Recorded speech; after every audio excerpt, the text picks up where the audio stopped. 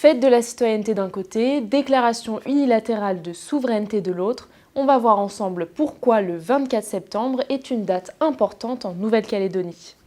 Il faut déjà remonter au 19e siècle. Alors que la Nouvelle-Calédonie découverte par James Cook est abandonnée par les Anglais, Napoléon III décide qu'il veut mettre la main dessus. L'amiral Février des Pointes prend possession de l'archipel pour la France il y a exactement 171 ans, donc le 24 septembre 1853. Dès lors, l'archipel passe sous contrôle français.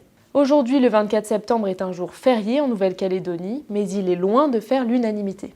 Chaque année, les partisans de l'indépendance se réunissent à Nouméa. Depuis 1974, ils célèbrent le deuil du peuple kanak. Les non-indépendantistes se retrouvent, eux, à Païta, une ville située à 25 km au nord.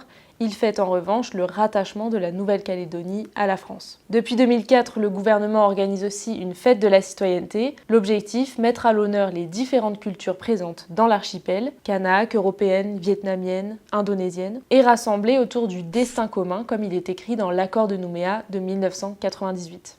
Régulièrement, le 24 septembre est choisi par les indépendantistes pour réaffirmer leur volonté d'émancipation. Le Front de libération nationale kanak socialiste, le FLNKS, est par exemple né il y a 40 ans, le 24 septembre 1984. Autre date, autre exemple, l'Union calédonienne a annoncé qu'elle souhaitait la souveraineté de l'archipel à partir du 24 septembre 2025. Voilà pourquoi les autorités craignaient des débordements cette année. Depuis le début des tensions en mai, 13 personnes sont mortes dans les affrontements. 6 000 membres des forces de l'ordre étaient mobilisés. C'est 7 fois plus que lors des émeutes en mai dernier. Les rassemblements et la vente d'alcool à emporter étaient interdits, le couvre-feu renforcé, mais aucun mouvement indépendantiste n'a appelé à manifester cette année. Par endroits, des drapeaux français ou des drapeaux kanak ont été érigés. Quelques mobilisations ont eu lieu, mais aucun débordement n'a été signalé. Seuls les grands chefs coutumiers se sont réunis pour signer une déclaration unilatérale de souveraineté sur les chefferies, une cérémonie symbolique pour réaffirmer la légitimité de l'autorité coutumière. N'hésitez pas à commenter si vous vivez en Nouvelle-Calédonie pour nous partager vos impressions.